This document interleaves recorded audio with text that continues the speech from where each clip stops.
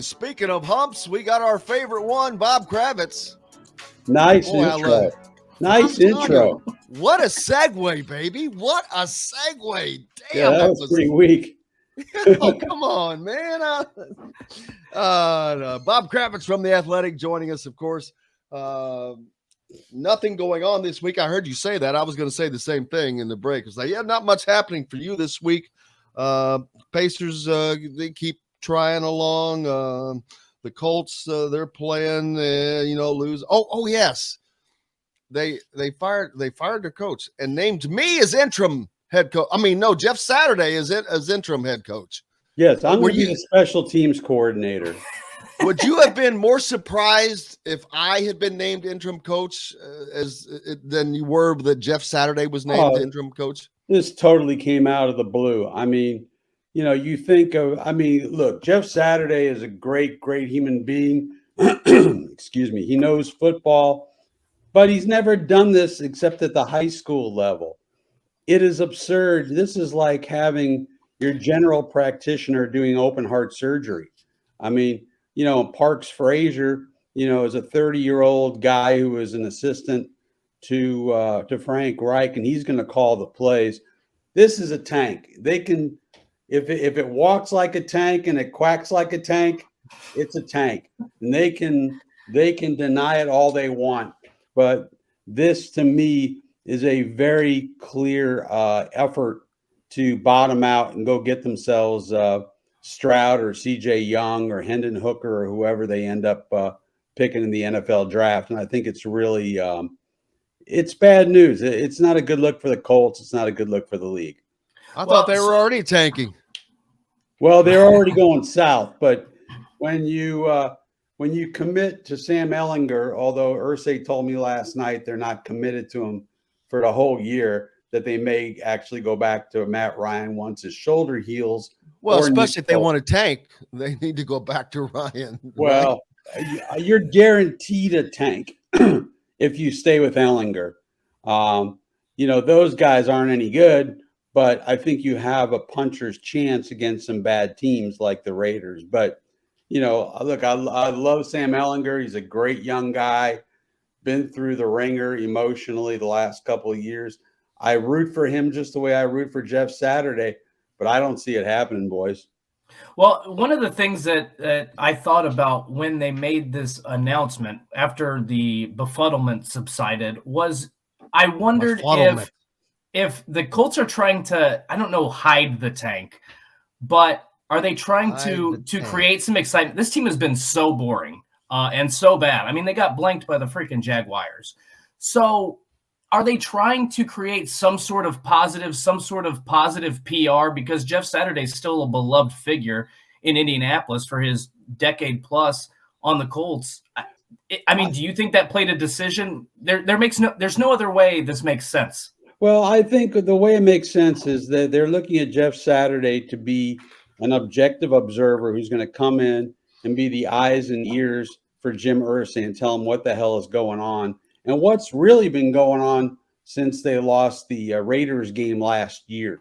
I mean, they're 3-5-1 now. They lost their last two games, so 3-7-1 from a team that had won 8 out of 9 with Carson Wentz prior to that. So I really think Jeff is going to be a very highly paid mole.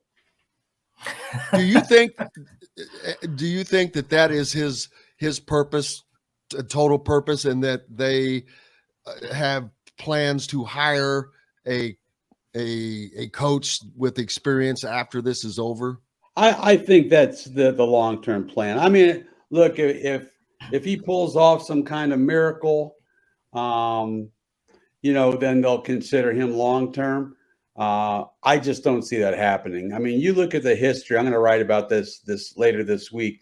The history of interim coaches is miserable. And as Rick Venturi told me, when you take over a bad team, they don't just become good when they throw another guy on the sidelines to be the head coach. They'd like to see Saturday have success. But look, it's not a PR move just because I think smart people look at it and say, yeah, Jeff Saturday, great guy, great TV dude, whatever, but he's got no experience. This is hard. And it's a slap in the face to everybody on the staff. And it's you had 2 former head coaches that are on this staff, or 3? Right. They've got 2. They got John Fox and they've got Gus Bradley. And you got some up and comers like Bubba Ventrone, who's been considered for other jobs. So, if I'm them, I'm like, screw this. I'm probably out of here at the end of the year anyway. Well, if Jim Irsay's total reason for putting Saturday in the role that you described, which makes sense because they have screwed it up 6 ways from Sunday lately. So if you're going to fix it, it's like, screw it, this season's done, fix it. If his job is to go in there and be the mole, then that makes perfect sense to me. The season's over. This team, you're not going to fix this offensive line. No, you're not going to fix a quarterback situation. It is what it is. So they honestly, I talked to Irsay last night, me and Mike Chappell, and he really thinks. I mean, I said, Jim, it looks like you're tanking. It just looks like a tank, and he went off. And the quotes are in the Athletic today. But if you're trying to tank, this seems like a really good way to do it. Get rid of Naheem Hines, change your quarterback so you go to a 6th round guy who's never played, bring in an inexperienced coach, et cetera, et cetera. I mean, again, if it walks like a tank and it quacks like a tank, it's a tank. Well, see, the last time they did this, Dustin, it worked out very well for them. Who they end up with? The last time they did this? What? The last time they tanked when Peyton got hurt and they brought in Curtis Painter and Kerry Collins. That was not a purposeful tank, guys. I get it. Right. I get it. But if you're going to do it, I mean, and with where they are, Dustin, look who they ended up with and where that led up until. Look, this will, like we keep talking about the Pacers tanking, and they're doing a horrible job of that.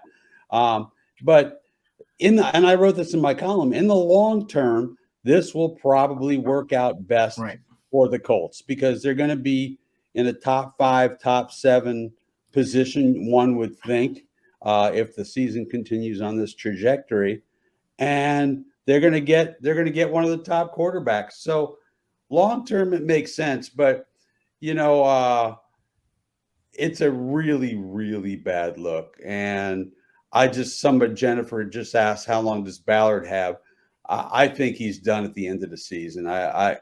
If he doesn't quit first, because he's been emasculated by the owner, who is on some kind of decision-making bender, where I don't know if he's power mad all of a sudden or whatever, but anyway, so I'm just looking at the notes coming in. People try to help me with my tape recorder. That's funny. I hate this thing. Actually, that's one I have used. As a matter of fact, I'm going to use something else for now on, because I can't find the damn thing anywhere. But that's neither here nor there. Well, but yeah, here's my only suggestion. I couldn't get to it in the break. If you're able to plug it into your laptop, I'm able to bring all those documents up, and then it'll ask if I want to download them to my laptop. If you're able to do that, maybe. Okay, I think I have that capability. Dustin, what do you what your thoughts on the Colts? Sorry, guys. Well, I interrupted Dustin a minute ago. Oh, it's okay. My only thought with the PR, now that Bob explained, you think that Jeff Saturday's kind of in that mole role. That makes that's a good saying, by the way. That makes a lot more sense to me. My only thought was you don't want apathy to set in, so they hired a guy who's going to – at least the town is going to support. It would be the equivalent of if the Pacers were 10-45, fired Rick Carlisle, and then brought in Reggie Miller. People are going to go to the game to support Reggie Miller. That's just initially what I thought the move kind of was. But your theory makes way more sense as to – Let's get a 360 view of the or 3,000 foot view of the Colts. What are the problems? What are the issues? From he's got ties to the program, or to the franchise, but he's not on staff. He can give you a more unbiased opinion. Right. But I'll tell you what, if you're excuse me, if you're DeForest Buckner or Grover Stewart or any of these guys who are absolutely balling out, especially on the defense, how does that make you feel? You have to feel like you've been undermined. You have to feel like your owner has left you on your own devices. I mean, at least there's professionalism. If you bring in Bradley, there's no PR gain, but you bring in Bradley or Fox, at least you have somebody who's been there and done that. So, yeah, it's out of the box, but I love Jeff, but I think it's going to be a disaster if you really want to know the truth. And you know what? They're already at disaster mode now, so that wouldn't be much of a fall off. And no, that's true. I mean, how much? And the rewards are great on third down. I mean, 121 yards of offense, 0 for 14 on third. I mean, that was the worst offensive performance since 1997, which was the year before Peyton got here. Risk versus reward, baby. They just need to get. They've got to get one of these quarterbacks that they can put in, get and install and have for the future. This rotating thing has just not worked, or they've made mistakes. Trying to getting a veteran, I get it, but it seems like they're getting that veteran just a tick too far on the backside of his backside. Yeah. It's not like they're just over the hill. They're like down the hill and gaining momentum. Well, I mean, the thing that's so frustrating about this season is you came in thinking the offensive line would be just fine. Yeah, they lost Glowinski. They let Eric Fisher go, Chris Reed. But none of those guys were great players. You still had the big three. You still had Quentin Nelson. You still had Braden Smith. You still had Ryan Kelly. Those guys make a ton of money. The Colts spend a higher percentage of the cap on the offensive line than any other team in the National Football League. And for them to have regressed so completely is mind-boggling. And nobody seems to have a real clear answer for why that's happened. I asked Irsay last night. He said, well, I've got my ideas, but it's not something he wanted to share, but something has happened to this team spiritually, physically, every way imaginable since that Raiders loss last year.